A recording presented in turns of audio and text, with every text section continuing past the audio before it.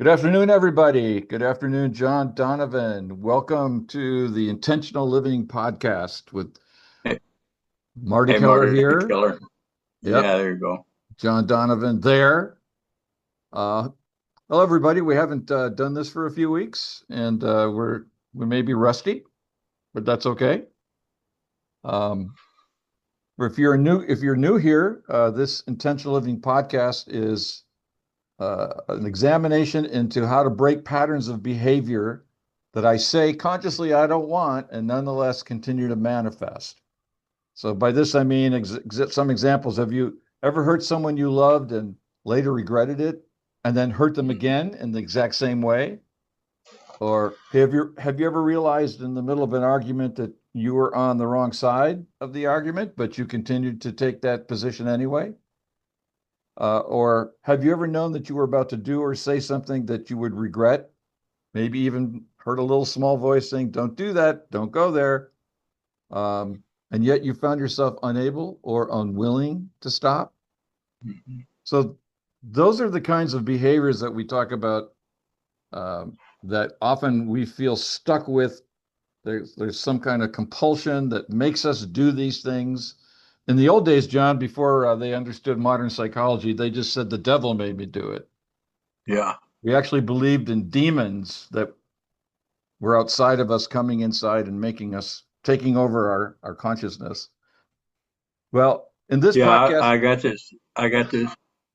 Go ahead. I'll just finish the introduction here. In this podcast, we examine and There you go. uncover subconscious obstacles to what we want, and we learn to befriend those obstacles, make them our allies in manifesting the life that we want to live. So that's a broad topic, but this is really about examining our subconscious mind and using what we see there to create something different.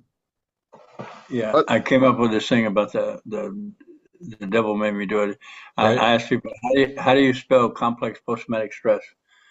Unresolved complex post-traumatic stress. And I go SATAN. It's that, that's and what it I'm talking appears to be about. an entity. It's like it's somebody that's actually grabbing and pushing and burning and cutting. Yeah.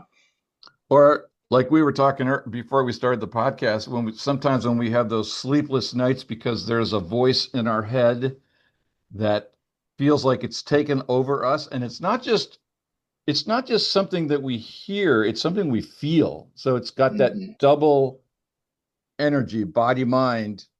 Um, and sometimes that can feel like we've been possessed. Yeah. Yeah. And so in this podcast, we take a look at what is that actually, and what power do we have to deal with it in a way that's effective and leads us to what we want to have in our lives rather than feeling imprisoned by this Satan-like inner entity. Yeah. There you go. Very So good. last time, you might recall, John, we had our colleague and friend Dan Gutierrez on, and we were doing a retrospective of all of the podcasts that we've done since last September, reviewing the accountability practice principles. Hmm. And we've been doing a podcast on each one of these things, more or less, for the last over half a year. And lo and behold, dang if we didn't add some Yeah, we did. on that podcast. And we said that we would take a look at those and go into more depth about them. So Hmm. today we're going to continue that quest, and my friends, just to show you the way evolution works. While we were talking before we hit the record button, we added a new one. So Yeah. we we just enjoy um, finding and sharing new insights into the way the world works, the way the mind works, the way Right. the subconscious works. So anything that we can do to help anybody who's watching this get a better sense of what's inside you, we're going to do it. And Yeah. before we start talking specifically, John, I just want to review and let everybody know that we started this last September with a podcast on the first one listed here. I'm always getting what I want. And we emphasize every time that we do this that these are not listed in order of importance. They're basically listed in order that we came up with them. Correct. So everyone is equally valuable, and anyone that helps us create the life that we want has that, to me, has that special value. And I'm just going to quickly run through these for the newcomer. And just could I quote you, John? Also, you had said that these behave like a koan. That Hmm. these may sound like statements of absolute truth, but they're only true if you want them to be. So we invite everybody who, for example, if you hear us say, "I'm always getting what I want," you go, "No, I'm not," then you're just invited to check it out. It's like, why would we say that? What might that mean? And Correct. as I said, we do have a podcast that goes into this in depth, and we discuss that. I cannot not manifest. So human beings are manifesting machines. Yeah. Um, it's never about the other person. The issue is not the issue. The thing I'm complaining about, it's not really the issue. People treat me the way I want them to. The quality of my life is determined by the focus of my attention. Life happens for me, not to me. What I resist persists. Hurt people hurt people. The world outside of me is but a reflection of the world inside me. Life is lived from the inside out. One of my favorites. It doesn't have to make sense. Yeah. Trust the body. Release blame and judgment. Healing is contagious. The more conscious we are of what we choose, the more powerful the choice. I like this one. Every thought has a corresponding body sensation. Personalize everything, yet don't take anything personally. The answer is not the answer, which is not the same thing as the issue is not the issue. Check the Yeah. Yeah. podcast out if you don't get that. Yeah. It's a different twist on it. Exactly. I cannot not feel. I'm always feeling something. What you hate, you become. What you fight against, you strengthen. Nothing's wrong, and there's pain. When I'm defending myself, I'm participating in my own oppression. And finally, just because I think it doesn't mean it's true. Hmm. So those are the ones that we've been examining and discussing and going over for the last 8 months or so. And then, as I said, we got into a little mischief in the last podcast with Dan, and we added some as we were discussing our experiences as facilitators. What have we learned, and as people, our own experiences with recovery. So we added focus plus intention equals manifestation. Truth with compassion is honesty. Truth without compassion is cruelty. Feedback without permission is violence. I like this one. Nobody needs my help. Or maybe better stated, nobody needs my help. Avoid Correct. unsolicited advice, opinions, judgments, or contesting questions. What I feel determines what I perceive, and no is a complete sentence. So, John, let's go to the first one that we added, which is this one: focus plus intention equals manifestation. Okay. What do you hear in that one? Um, it goes along with we cannot not manifest. And it's more direct. Um, um, I'm going to bring up one of the photos. I'm going to bring up this one. Okay. Um, the results column. Before my recovery, Okay, so before you go ahead. just for the newcomer, John, what are we looking at here? Oh, okay. This is what I call the basic material intentional living. This is the middle portion here outlines the problem and speaks to the why of where I'm at, and accepting the results of where you find yourself. This is what I call the way out from wherever you find yourself to some other place you want to be, and that's where the intention comes in. I intend is in there, and this is a key 5 concepts of relationship, things to go over, and what we're going to focus plus intention equals manifestation is the number 1 5 constants of relationship. And I call them 5 constants of relationship because everything we do is in a relationship, either to self or others. Right. Okay. Own your projections, move toward your pain, question, change the story, or today I intend to. Anyway, okay. So thank you for that.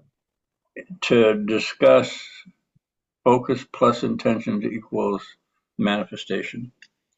When I first got into recovery, I found myself in this results column.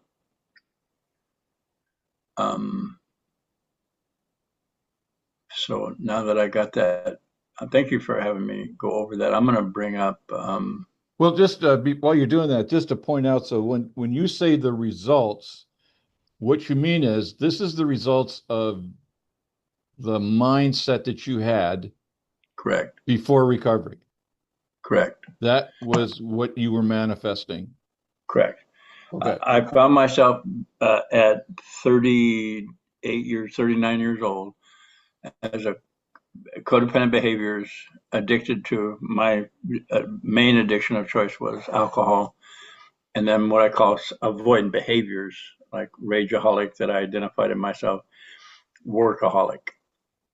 And that was the manifestation of my total conscious experience, conscious and subconscious. All my experiences are held in my memory. And as I'm making a decision, that's where the reticular activating system survival mechanism, as I'm making a decision about what I want to do in whatever circuit, do I want to go to work? Do I want to stay home? It could be remedial choices and or who do I want to marry or how do I want to raise my kids? Those choices came from the body of experience that I had. And those choices were motivated by subconscious memories that I had forgotten, so I wasn't aware that they were influencing my choice. And I found myself codependent, addicted, or in some type of avoidant behavior. So my focus, if I don't have a conscious focus, my subconscious has a focus of how I handle situations in my life and make my choices, how I see things. That's number 2 here. The beliefs I have, perceptions, and the patterns of behaviors that I create are in alignment with my total 10/10 consciousness or memory, although I didn't know 9/10 of it were subconscious.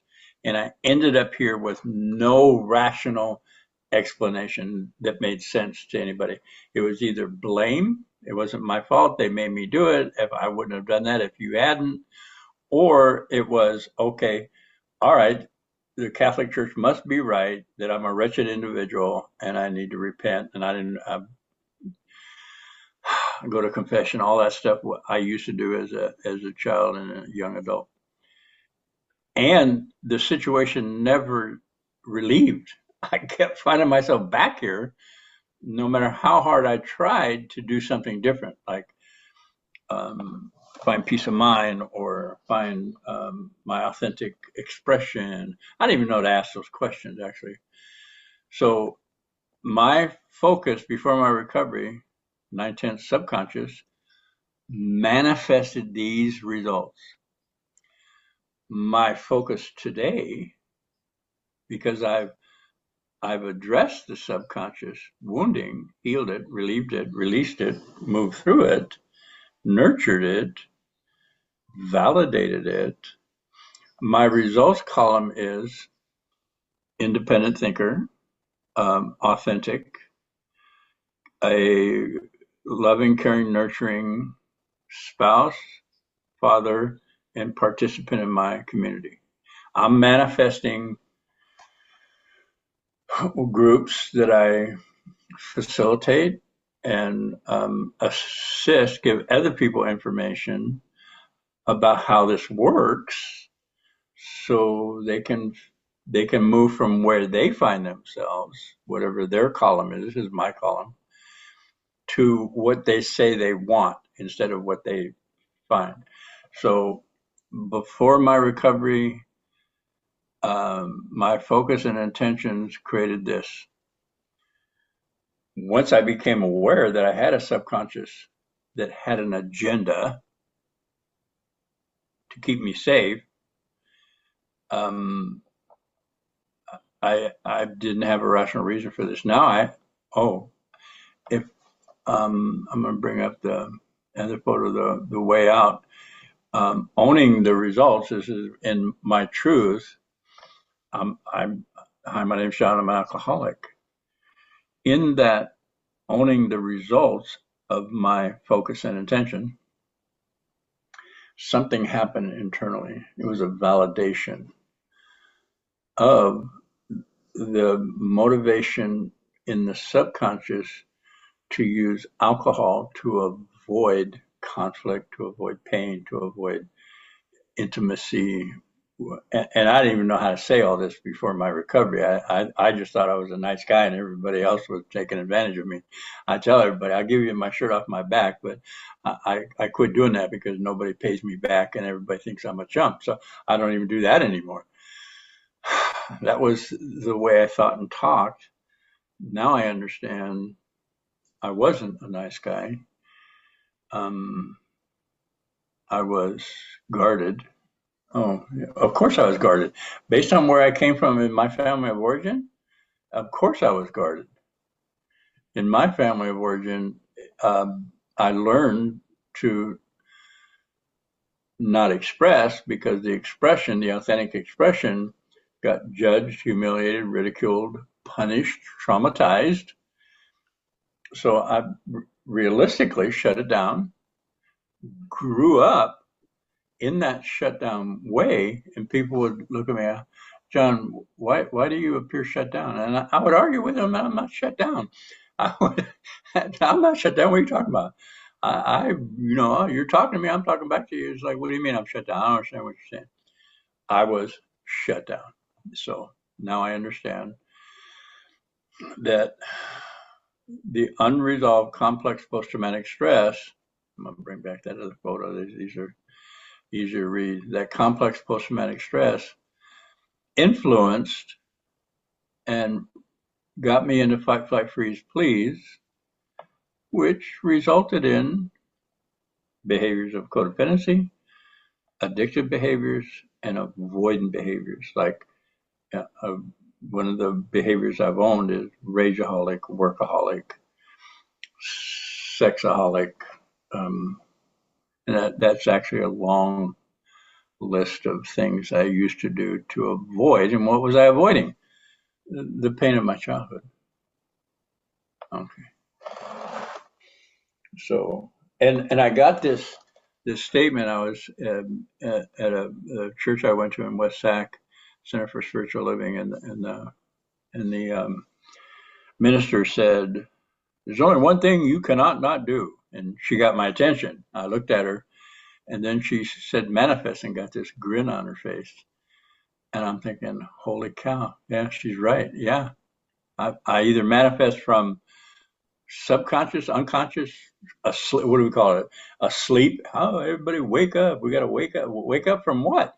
Oh, it's like wake up from not being ignorant about the subconscious power and the power of the choice with this information, how it manifests.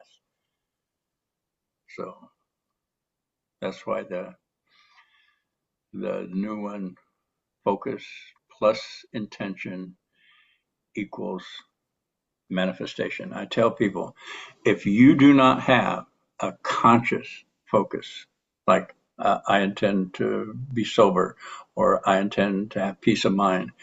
Your subconscious has a specific focus, and it's going to manifest through you, using you in your decision making process to maintain and sustain what it believes is your safety in this column. Because people hurt. As we go back to that hurt people, I was hurting people, and the other people around me that were hurt people were, and we were just going back and forth with accusations and the finger pointing and how come you and why do you always, and bringing up past things from 10 years ago. I can't remember the last time I did that, except for if there's something in my subconscious that's creating a result that I don't like, I know to go back into that subconscious through that accountability tree process. So that's why focus plus intention equals manifestation. We are manifestors, period. So I really want to emphasize what I heard for especially the newcomer. So we're always manifesting. We cannot not manifest. Correct. The Reverend Georgia proclamation. We cannot not manifest. Correct. And we have another principle that says I'm always getting what I want. Correct. So another way of saying that is I'm always manifesting what I want. We can use that word. Yep. So as we say in the beginning, did you ever hurt someone you loved and regretted it and then hurt them again? Yep. So I'm manifesting violence towards someone in my life, and I feel compelled to do it. What's going on? I have something inside of me that wants to do that. And through that desire, I'm always getting what I want. I manifest it. What's missing and what accountability practice brings to us is to teach us how to focus. First, focus on that experience through the accountability tree, the feeling, what's going on, what's the truth? State the truth. The truth is, I like being violent to my partner. Yep. Or the truth is, I can't help but be violent to my partner. There you go. And then just sit with the feeling, what shows up when I say that truth. That's a focus. Yes. I'm now focusing on my experience. I'm not focusing on what she's causing or he's causing. I'm focusing on me, on my experience, what's going on. That focus is powerful. We were actually talking in the meeting last night about the observer effect in quantum mechanics, which says that anything that we observe changes. Yep. So when I focus on what's going on, I'm already changing it. Yep. Whereas before, the focus was subconscious, so my inner child may have been focusing on that because he was focusing on defense and safety. Yeah. As you said. But as an adult, I wasn't aware that was going on. Mm-hmm. I just felt, if I even paid attention, I just felt kidnapped, captured, controlled. Attacked, accused. Right. Somebody else was doing it, not me. Yes. Yes. Yeah. So focus plus intention equals manifestation. The accountability practice teaches me to focus consciously on what's going on in my subconscious, if that doesn't sound too contradictory. And that goes back up. It doesn't have to make sense, and it's true. Well, as I've shared many times on this podcast, and you've shared yours, when I focused that very first time, and the very first time I got this, when you said, "Are you willing to consider you like being in debt?" That question caused a focus. Everything else in the world disappeared in that moment except that question. Yeah. And the response that came out of my body. Yes. And that changed everything. So the focus So first of all, so I could then manifest the truth. Truth is, yes, I like being in debt. That now gave me the power to focus on something else. What do I want? Correct. I want to be debt free, which was a placeholder because I didn't know this at the time. It's a placeholder because I want to be free. I want to be at peace. Yep. So now I have this focus on the experience liberates focus on what do I want. And Right. then that now leads to a new manifestation, like you were saying. The Yes. results are different. The barrier becomes the opportunity. Yeah. In fact, the barrier is no longer a barrier. Correct. So that's the power, I think, of this. The focus plus intention equals manifestation. In a certain ways, it's a combination of three or four of these principles, and we've Yeah. we've named some of them in this dialogue. Yeah. Yeah. So when you created the accountability tree, do you know that you were creating focus plus intention equals manifestation? I had no idea. I had no idea.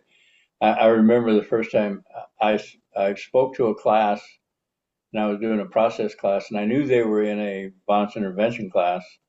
And in the violence intervention class, they talked about accountability. And I asked the whole class, how many people have been accountable this week? And it's like they all rose up saying, we're sitting in our accountability. We're sitting in our jail, our punishment. And I go, oh my God, no wonder that isn't pleasant for them to hear or want because they're punishment. So I wrote accountability, blame free, judgment free. Say the truth about where you find yourself without blame or judgment. And this whole process started from there Right. So and continues to grow. I mean, look at this. We added five new principles Yeah. and all this is from our experience of ourselves and our world Yeah. and the ability to notice. Noticing is so essential to this work that it's almost impossible, from my perspective, it's almost impossible to overstate it. If I Yeah. don't I agree. notice, I can't focus. Right. And so, again, have you ever hurt somebody you loved and later regretted it and then did it the same, usually hurt them again, usually in the same way? That means I'm Yep. not noting and I'm not focusing on what's going Right. on. I'm just Yep. stuck. You're in denial, blame, you're minimizing it, or you're colluding with somebody else to say you're right. It was, Right. yeah. Again, no blame or judgment. This is just this is the way it works. It's like you've always said, and you said it earlier in the podcast today, this is complex post-traumatic stress, finding a way to stay safe. Yes. It's It's always just, looking, I think your words are, it's always looking out for my safety or my security. right.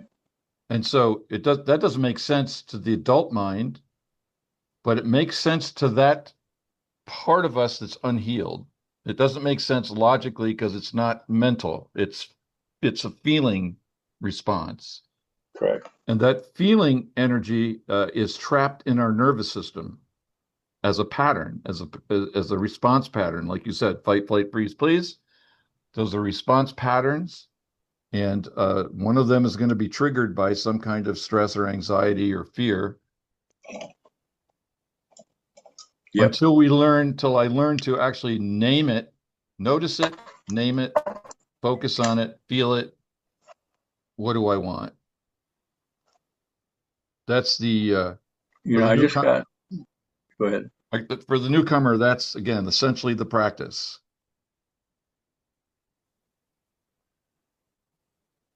Yeah. And the feeling, the body sensation, which is physical, Right. it's an internal feeling. It's not the five sense, see, hear, taste, touch, smell.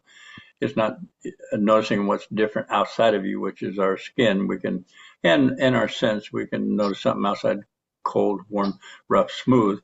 It's a noting of a frequency within, and frequency. is out of a timeline. It doesn't have a timeline. So when something happens in my current reality that resonates with an unresolved trauma, the trauma reacts as if it's happening right now. And that's what's so irrational about reactions. And then again, we have to explain them in adult terms, which there is blame or judgment, or it's your fault, my fault, and without the ownership. Okay. But it's just you triggered a thought, which is that it's just like if you get bruised and then somebody grabs you where the bruise is, Yeah, it hurts because it's it not hurts. been healed yet. And Correct. we can think of these childhood traumas as bruising, psychic Yeah. bruising. Oh my God. Yeah, I like that. That's a good analogy, a good picture. So again, and what Okay. the Yeah. accountability practice is about healing that, because in a an aware household, the parents are going to be aware of, they're going to be trained through their own practice to be aware of when the child may be experiencing trauma. And even so, as Gabor Mate says, we're never going to catch it all. No. We're just going to always do our best. But to the extent that we can take care of traumatic experiences in the moment, get them healed, then they won't linger in the subconscious Correct. as post-traumatic stresses. Correct. So the healing, again, I want to go on this too. The healing is in the now, Eckhart Right. Tolle, the power of now moment when you catch it. Somebody just grabbed my broken arm, my unhealed broken arm. Ouch! It's like that's rational. You'd yell, "Ouch!" It's broken. Don't. But somebody burns the toast, and I'm like screaming, yelling. I'm not screaming, yelling, "Ouch!" I'm screaming, "Why'd you do that? You dumbass!" Da da da da. That's the same thing, only it's not It's translatable as psychic. easily as the It's psychic rather than physical in this correct. Okay. in Wow. this picturing. My friends, we're coming to the end of our time together. I Okay. just want to note that we do this work, the practical work, using this accountability tree that we went over in groups, and we have 4 group meetings a week, and they're all on Zoom, and they're different days, different times, and information on how to access these meetings will be at the end of the podcast, the Zoom addresses and so forth. So please come and join us, and feel free to participate and ask questions however you want to, or just come and observe, however works for you. We welcome you. Okay. Um, Yeah. and with that, John, I'll, as always, leave you with any last word that you'd like to share. I'm looking forward to the next session where we ferret out all these things that are unreasonable, unrational, irrational. So, Sounds like a plan. okay. Thanks, everybody. Don't forget to like and subscribe and help us build the viewership of the Intentional Living YouTube channel. Thank you very much. See you next week, John. Yes. See you, Marty. Love you. Bye.